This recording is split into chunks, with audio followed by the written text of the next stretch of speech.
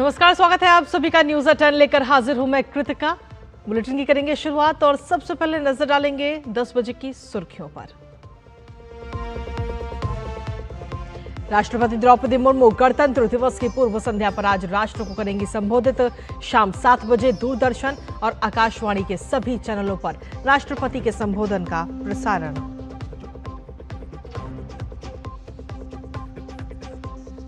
प्रधानमंत्री नरेंद्र मोदी आज सुबह 11 बजे मन की बात कार्यक्रम में देश और विदेश के लोगों के साथ अपने विचार करेंगे साझा।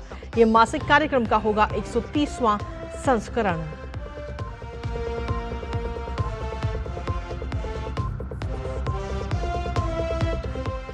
सोलहवां राष्ट्रीय मतदाता दिवस आज राष्ट्रपति द्रौपदी मुर्मू निर्वाचन आयोग द्वारा आयोजित कार्यक्रम को करेंगी संबोधित। इस वर्ष का विषय मेरा भारत मेरा वोट। चीन के साथ प्रस्तावित व्यापार समझौते पर कनाडा को डोनाल्ड ट्रंप की चेतावनी। अमेरिकी राष्ट्रपति ने दी 100% टैरिफ लगाने की धमकी। कहा ड्रैगन कनाडा को कर देगा पूरी तरह से तबाह। और खेल की खबरों में न्यूजीलैंड के खिलाफ T20 सीरीज जीतने पर टीम इंडिया की नजर। गुवाहाटी में आज भारत और न्यूजीलैंड के बीच तीसरा T20 5 मैचों की सीरीज में भारत 2-0 से है आगे।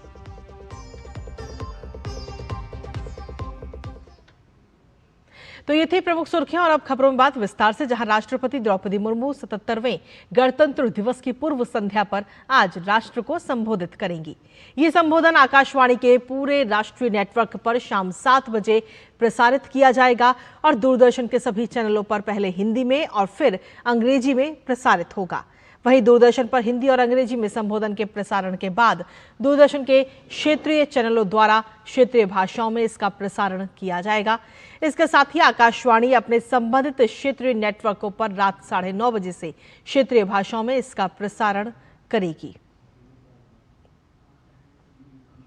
और वहीं आज सुबह 11 बजे प्रधानमंत्री नरेंद्र मोदी मन की बात कार्यक्रम में अपने विचारों को साझा करेंगे। ये इस मासिक रेडियो कार्यक्रम की 130वीं कड़ी होगी। कार्यक्रम आकाशवाणी और दूरदर्शन के समूचे नेटवर्क AIR न्यूज वेबसाइट और news on AIR mobile app पर भी प्रसारित होगा। कार्यक्रम का सीधा प्रसारण आकाशवाणी समाचार, दूरदर्शन समाचार और प्रधानमंत्री कार्यालय एवं सूचना और प्रसारण मंत्रालय के YouTube चैनलों से भी किया जाएगा। आकाशवाणी से हिंदी प्रसारण के तुरंत बाद कार्यक्रम का क्षेत्रीय भाषाओं में भी प्रसारण होगा। भारत निर्वाचन आयोग आज 16वां राष्ट्रीय मतदाता दिवस मना रहा है। भारत निर्वाचन आयोग की स्थापना 25 जनवरी 1950 को हुई थी। लोकतंत्र को मजबूत करने और नागरिकों को मतदान के प्रति जागरूक करने के उद्देश्य से 25 जनवरी को राष्ट्रीय मतदाता दिवस के रूप में मनाया जाता है। इस वर्ष इस आयोजन का विषय है मेरा भारत मेरा वोट। आइए आपको दिखाते हैं इस पर आधारित ये रिपोर्ट। राष्ट्रीय मतदाता दिवस भारत निर्वाचन आयोग द्वारा हर साल 25 जनवरी को आयोजित किया जाता है। इस बार 16वें राष्ट्रीय मतदाता दिवस के लिए मेरा भारत मेरा वोट थीम निर्धारित किया गया है। इस बार की टैगलाइन है भारतीय लोकतंत्र के केंद्र में भारतीय नागरिक। नई दिल्ली में आयोजित राष्ट्रीय समारोह में मुख्य अतिथि के रूप में राष्ट्रपति देश के नागरिकों को संबोधित करेंगी। भारत निर्वाचन आयोग के पास वास्तविकता के विभिन्न चरणों में सुधार की कई योजनाएं हैं, जिसमें चुनावी प्रक्रियाओं में सूचना प्रौद्योगिकी और तकनीकी के बढ़ते उपयोग और मतदाताओं के कल्याण के लिए निरंतर कार्य किया जाता रहा है। The strengths of democracy, the challenges which the democracies face, and the methodologies to address these challenges. Pure electoral rolls containing names of all eligible electors as per law are the foundation of any democracy. The use of technology. Election management bodies would try and adopt latest technologies while ensuring the integrity of elections as mandated by law to facilitate the electors and proactively counter misinformation. राष्ट्रीय मतदाता दिवस के अवसर पर विभिन्न क्षेत्रों में चुनाव संचालन में उत्कृष्ट प्रदर्शन के लिए अधिकारियों और संस्थानों को राष्ट्रीय पुरस्कार प्रदान किए जाते हैं। साथ ही देश भर में मतदाता शपथ, मतदाता जागरूकता के लिए व्यापक प्रचार प्रसार, विभिन्न गतिविधियों और कार्यक्रमों का आयोजन किया जाता है। भारत निर्वाचन आयोग की स्थापना 25 जनवरी 1950 को हुई थी। भारत निर्वाचन आयोग की स्थापना दिवस की वर्षगांठ की स्मृति में ये दिन चुना गया और मतदाता दिवस मनाने की शुरुआत 2011 में हुई। Rishi Kumar, DD news. और इसी के साथ खबरों में आगे बढ़ेंगे, जहां केंद्रीय गृह एवं सहकारिता मंत्री अमित शाह आज महाराष्ट्र के नांदेड़ में सिख धर्म से जुड़े कुछ ऐतिहासिक कार्यक्रमों में हिस्सा लेने जा रहे हैं। वो पहले तख्त सचखंड श्री हजूर साहिब गुरुद्वारा के दर्शन करेंगे। इसके बाद अमित शाह हिंद दी चादर गुरु श्री तेग बहादुर जी के 350वें शहीदी समागम समारोह में भी शामिल होंगे। कल से शुरू हुआ 2 दिन का ऐतिहासिक हिंद दी चादर कार्यक्रम नांदेड़ के मोदी मैदान में आयोजित किया जा रहा है। और चलिए अब देखते हैं भारत और यूरोपीय संघ से जुड़ी कुछ खास और अहम खबरें।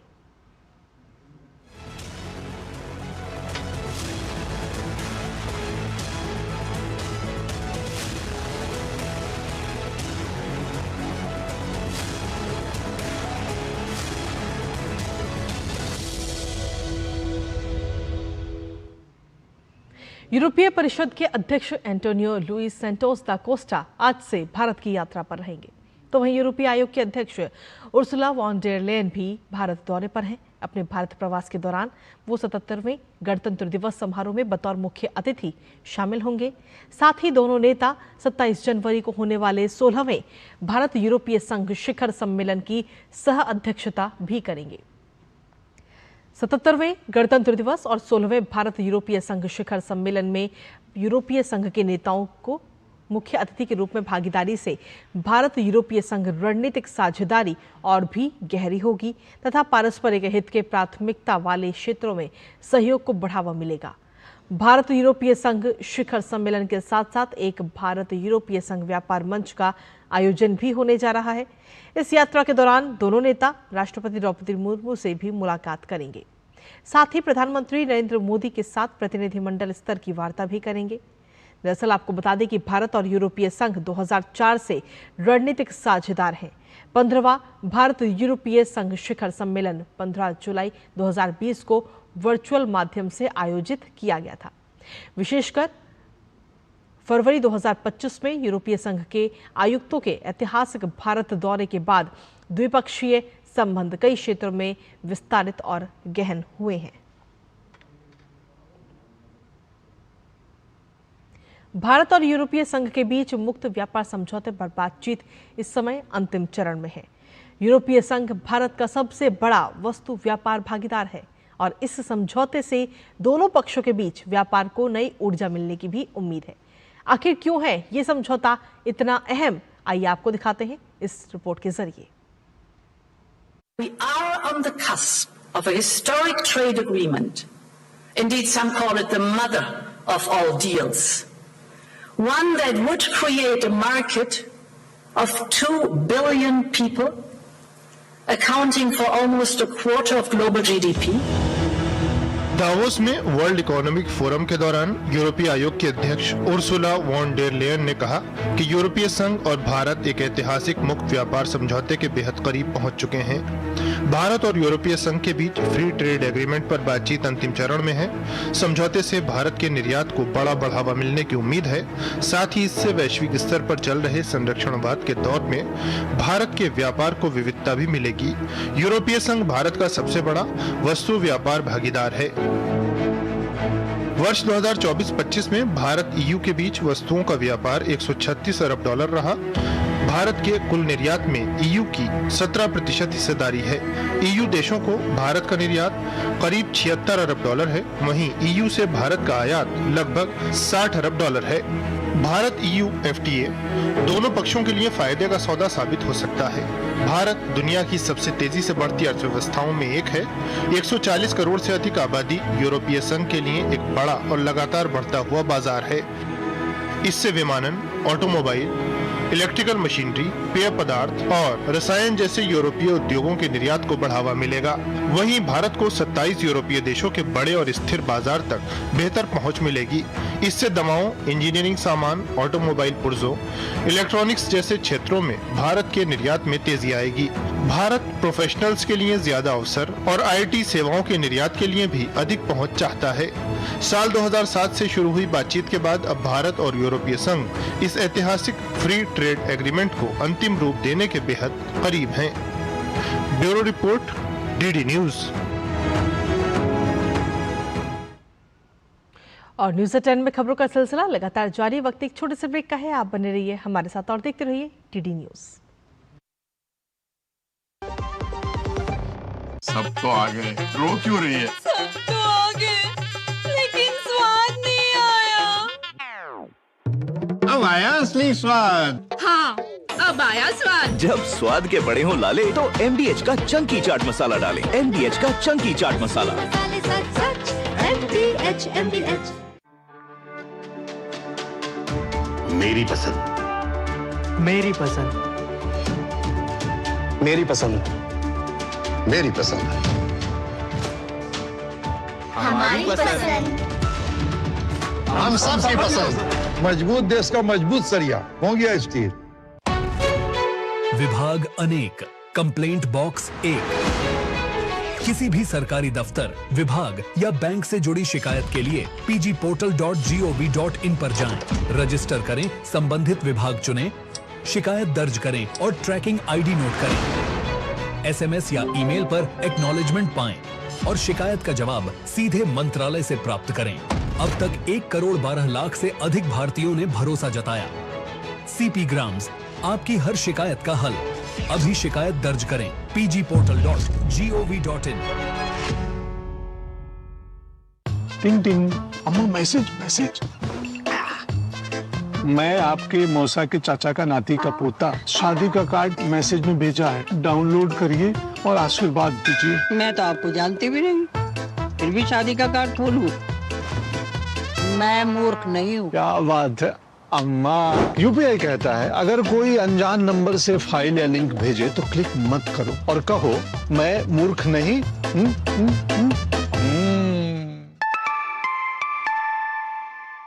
जाइए आप भी किसी का टेस्ट लीजिए। सुनो, एक अच्छी इंश्योरेंस पॉलिसी AI से पूछते हैं।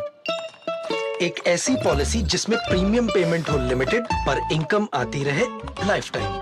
LIC का जीवन उत्सव। एक ऐसी पॉलिसी जो दे होल लाइफ इंश्योरेंस कवर भी। LIC का जीवन उत्सव। वाओ, चलो तो LIC की जीवन उत्सव पॉलिसी ही लेते हैं। मैं भी तुमसे यही कह रही थी, LIC का Jeevan Utsav. Life time celebration मनाइए। LIC के जीवन उत्सव के साथ फ्यूचर सेट है। और ब्रेक के बाद एक बार फिर से स्वागत आप सभी का। न्यूज़ 10 में बढ़ते हैं आगे, जहां वंदे भारत स्लीपर ट्रेन से मालदा से गुवाहाटी के लिए जब आप आगे बढ़ते हैं तो न्यू जलपाईगुड़ी रेलवे स्टेशन के बाद पटरी के दोनों तरफ बेहद विहंगम दृश्य देखने को मिलते हैं, जिसे डीडी न्यूज की टीम ने अपने कैमरे में भी कैद किया। डूबते हुए सूरज, चाय के बागान और हरियाली के साथ आइए वंदे भारत स्लीपर ट्रेन से अपने वरिष्ठ सहयोगी राजेश राज की ये खास रिपोर्ट आपको दिखाते हैं। सूर्यास्त होने को है और अब वंदे भारत स्लीपर ट्रेन जो मालदा से खुली है वो न्यू जलपाईगुड़ी पहुंचकर न्यू जलपाईगुड़ी से गुवाहाटी की ओर अपने गंतव्य की तरफ अग्रसर है। और इस ट्रेन में जब न्यू जलपाईगुड़ी से आप आगे बढ़ते हैं, न्यू जलपाईगुड़ी और सिलीगुड़ी, इसे गेटवे ऑफ नॉर्थ ईस्ट कहा जाता है, जहां से आप गैंगटॉक जा सकते हैं, दार्जिलिंग जा सकते हैं, कालिम्पोंग जा सकते हैं, जो बेहद आकर्षक टूरिस्ट स्पॉट हैं, जहां तक पहुंचने के लिए पर्यटकों को बहुत मशक्कत करनी पड़ती है। लेकिन कलकत्ता से आने वाले या गुवाहाटी से आने वाले जो मुसाफिर हैं, पर्यटक हैं, उनको अब बागडोगरा एयरपोर्ट उतरने की ज़रूरत नहीं है। वो आराम से वंदे भारत स्लीपर से न्यू जलपाईगुड़ी आ सकते हैं और यहाँ से दार्जिलिंग, कालिम्पोंग और गैंगटॉक आराम से जा सकते हैं। और सड़क के दोनों किनारे, पटरियों के दोनों किनारे जो विहंगम दृश्य हैं, जो खूबसूरत नज़ारे हैं, प्रकृति की गोद में बैठकर प्रकृति से गुफ्तगू करने का जो आनंद है, उसे भी आराम से बखूबी उठा सकते हैं। यहाँ का जो नज़ारा है, जो बाहर अगर हम बात करें तो जो मुसाफिर हैं वो आराम से बैठकर जहाँ यात्रा कर रहे हैं, वहीं पर अगर हम बात करें तो निश्चित तौर पर जो बाहर का नज़ारा है बेहद आकर्षक और खूबसूरत नज़ारा है, जिसे हम अपने कैमरे की नज़र से आपको दिखाना चाहेंगे। ये आप देखिए कि दूर दूर तक जहां आपकी नज़र जा रही है, ये चाय का बागान है और असम जो है, असम के चाय की भीनी खुशबू से संपूर्ण देश वाकिफ़ है। तो अगर आप वंदे भारत ट्रेन से सफ़र करते हैं तो पटरी के दोनों तरफ जहां प्रकृति से गुफ्तगू का मौका भी वंदे भारत स्लीपर ट्रेन देती है, वहीं इकोनॉमिक तरीके से गंतव्य तक पहुंचाने की कोशिश भी करती है। हमारे कैमरामैन आपको दिखा रहेंगे कि ये किस तरीके की हरियाली जो है वो वंदे भारत ट्रेनों से बखूबी मुसाफिर देख सकते हैं। अपने कैमरामैन संदीप मूर्ति के साथ वंदे भारत स्लीपर ट्रेन से मैं राजेश राज, डीडी न्यूज़ के लिए। और वहीं निर्वाचन आयोग ने पश्चिम बंगाल में एसआईआर की प्रक्रिया को लेकर सुप्रीम कोर्ट के निर्देश पर अमल शुरू कर दिया है। मुख्य चुनाव अधिकारी ने तमाम जिला चुनाव अधिकारियों को सुनवाई के दौरान एसआईआर से संबंधित तमाम रिपोर्ट और दस्तावेज पोर्टल पर अपलोड करने का निर्देश दिया है। उन्होंने साफ किया कि किसी भी तरह की लापरवाही बर्दाश्त नहीं होगी। इतना ही नहीं, लापरवाही से कड़ाई से निपटने का सख्त आदेश भी मिला है। मुख्य चुनाव अधिकारी के मुताबिक विसंगतियों से संबंधित ज्यादातर मामलों की सुनवाई पहले ही पूरी हो चुकी है, मगर सुनवाई के निस्तारण से संबंधित जानकारी और दस्तावेज पोर्टल पर अपलोड नहीं किए गए हैं। लिहाजा इन विषयों को ध्यान में रखते हुए सभी निर्वाचन पंजीकरण अधिकारियों और सहायक निर्वाचन पंजीकरण अधिकारियों को बिना किसी देरी के ताजा जानकारी अपलोड करने के स्पष्ट निर्देश हैं।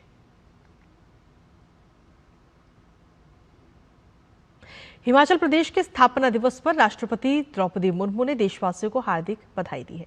उन्होंने सोशल मीडिया प्लेटफॉर्म एक्स पर एक पोस्ट किया, जिसमें उन्होंने लिखा कि हिमाचल प्रदेश के पूर्ण राज्यत्व दिवस पर राज्य के सभी निवासियों को मैं हार्दिक बधाई देती हूं। आध्यात्मिक परंपराओं के कारण देवभूमि तथा शौर्य परंपरा के कारण वीरभूमि कही जाने वाली हिमाचल की धरती पर प्रकृति का असीम वरदान है, जो इस राज्य के प्रति अद्भुत आकर्षण उत्पन्न करता है। मुझे विश्वास है कि हिमाचल प्रदेश के कर्मठ निवासी राष्ट्र निर्माण तथा देश की सुरक्षा में महत्वपूर्ण भूमिका निभाते रहेंगे। मैं राज्य के सभी लोगों के स्वर्णिम भविष्य की मंगल कामना करती हूं। दरअसल आज ही के दिन हिमाचल प्रदेश को साल 1971 में पूर्ण राज्य का दर्जा मिला था। हिमाचल प्रदेश के स्थापना दिवस पर प्रधानमंत्री नरेंद्र मोदी ने हिमाचल वासियों को तहे दिल से बधाई दी और उन्होंने भी सोशल मीडिया प्लेटफॉर्म एक्स पर एक पोस्ट किया, जिसमें उन्होंने लिखा कि प्रकृति और संस्कृति की संगम स्थली हिमाचल प्रदेश के अपने सभी परिवारजनों को पूर्ण राज्यत्व दिवस की अनेक अनेक शुभकामनाएं। अपनी अद्भुत प्रतिभा और पराक्रम से वो सदैव मां भारती की सेवा करते आए हैं। मैं उनके सुनहरे भविष्य के साथ साथ इस देवभूमि की समृद्धि की भी कामना करता हूं। और अब बात मौसम की, जहां उत्तर भारत के पहाड़ी राज्यों में ताजा बर्फबारी के बाद जहां एक तरफ रौनक बढ़ गई है, तो वहीं दूसरी तरफ लोगों को परेशानी का भी सामना करना पड़ रहा है। दरअसल हिमाचल प्रदेश के मनाली और कुल्लू में भारी हिमपात की वजह से नेशनल हाईवे पर गाड़ियों की आवाजाही पर पूरी तरह से रोक लग चुकी है। और उधर शिमला में प्रशासन द्वारा सड़कों को साफ करने और मार्ग बहाली का कार्य भी जारी है। जम्मू कश्मीर के राजौरी और पुंछ के बीच बंद पड़े नेशनल हाईवे 144A को BRO की प्रोजेक्ट संपर्क टीम ने कड़ी मेहनत के बाद फिर से खोल दिया है। सड़क साफ होने के बाद इन मार्गों पर वाहनों का आवागमन फिर से शुरू हो गया, जिससे यात्रियों को बड़ी राहत मिली। उत्तराखंड के नैनीताल में साल की पहली बर्फबारी होने से सैलानियों के चेहरे खिल उठे और वहां उत्सव जैसा माहौल बना हुआ है। बॉर्डर रोड्स ऑर्गेनाइजेशन यानी BRO के प्रोजेक्ट संपर्क ने जम्मू कश्मीर में भारी बर्फबारी के बावजूद राजौरी और पुंछ को जोड़ने वाले महत्वपूर्ण नेशनल हाईवे 144A को फिर से खोल दिया है। ये सड़क मौसम की खराबी और भूस्खलन के चलते बंद थी, जिससे लोगों को भारी दिक्कतों का सामना करना पड़ रहा था। BRO की टीम ने दुर्गम पहाड़ी इलाकों में लगातार काम करते हुए सड़क को यातायात के लिए पुनः बहाल कर दिया है। हाईवे खुलने से फिर से राजौरी और पुंछ के बीच आवागमन आसान होगा। साथ ही जरूरी सामान, मेडिकल सुविधाएं और सुरक्षा बलों की आवाजाही को भी बड़ी राहत मिलेगी। सीमावर्ती इलाके के लिहाज से ये सड़क रणनीतिक रूप से भी बेहद अहम मानी जाती है। और अब बात खेल से जुड़ी खबरों की, जहां भारत और न्यूजीलैंड के बीच T20 सीरीज का तीसरा मैच आज गुवाहाटी में खेला जाएगा। भारतीय टीम सीरीज के पहले 2 मैच जीत चुकी है और 5 मैच की सीरीज में 2-0 से आगे है। अब देखना ये होगा कि तीसरे मैच में भारतीय टीम सीरीज अपने नाम कर लेती है या न्यूजीलैंड पलटवार करने में कामयाब रहती है। T20 सीरीज का तीसरा मैच गुवाहाटी में। भारत 5 मैच की सीरीज में 2-0 से आगे। भारत और न्यूजीलैंड के बीच खेली जा रही T20 सीरीज का तीसरा मैच रविवार को गुवाहाटी में खेला जाएगा। सीरीज के पहले 2 मैच जीतने के बाद भारतीय टीम 5 मैच की सीरीज में 2-0 से आगे है। नागपुर में खेले गए पहले T20 में भारत ने न्यूजीलैंड को 48 रन से हराया था। पहले बल्लेबाजी करते हुए भारत ने 7 विकेट पर 238 रन का विशाल स्कोर खड़ा किया था। भारत के लिए अभिषेक शर्मा ने 35 गेंद में 84 रनों की शानदार पारी खेली थी। जवाब में न्यूजीलैंड की टीम 7 विकेट पर 190 रन ही बना सकी थी। इसके बाद दोनों टीम रायपुर में आमने सामने हुई। इस बार न्यूजीलैंड ने पहले बल्लेबाजी करते हुए भारत को 209 रन का लक्ष्य दिया था। एक वक्त भारतीय टीम ने 6 रन पर ही 2 विकेट गंवा दिए थे। हालांकि इसके बाद ईशान किशन और सूर्य कुमार यादव की विस्फोटक बल्लेबाजी ने कीवी टीम को एक बार फिर पस्त कर दिया। भारत ने 209 रन का लक्ष्य सिर्फ 15.2 ओवर में ही हासिल कर लिया। इसके साथ ही टीम इंडिया ने एक वर्ल्ड रिकॉर्ड भी बना दिया। भारत ने सबसे तेज 200 या उससे ऊपर का टारगेट चेज करने का विश्व रिकॉर्ड अपने नाम कर लिया है। अब 2 में से 2 मैच जीतकर भारतीय टीम गुवाहाटी के मैदान पर न्यूजीलैंड से भिड़ने के लिए तैयार है। भारत मौजूदा T20 विश्व चैंपियन है। T20 विश्व कप से पहले ये भारत की आखिरी T20 सीरीज है। ऐसे में टीम इस सीरीज को जीतना तो चाहेगी ही, वहीं विश्व कप से पहले अपने सभी खिलाड़ियों को परखना और अहम खिलाड़ियों को आराम देना और विश्व कप से पहले तरोताजा रखना भी जरूरी है। पहले 2 मैचों में कुछ खास नहीं कर सके संजू सैमसन भी एक बड़ी पारी खेलना चाहेंगे। वहीं न्यूजीलैंड की टीम 2 मैच गंवाने के बाद पलटवार के लिए तैयार है। पिछले 1 साल में न्यूजीलैंड ने भारत को उसके ही घर में टेस्ट सीरीज में मात दी। इसके बाद पहली बार भारत में द्विपक्षीय वनडे सीरीज जीती। न्यूजीलैंड आज तक कभी भारत में द्विपक्षीय T20 सीरीज नहीं जीत पाया है। ऐसे में कीवी टीम तीसरा मैच जीतकर सीरीज में वापसी करते हुए एक और उलटफेर करने की पूरी कोशिश करेगी। Sports desk, DD news. और इसी के साथ फिलहाल मेरे साथ न्यूज़ 10 में इतना ही। मुझे और हमारी टीम को दीजिए अनुमति। साथ ही ब्रेक के उस पर आपको दिखाएंगे हमारा खास कार्यक्रम न्यूज़ पंच सहयोगी संध्या के साथ। तब तक के लिए नमस्कार।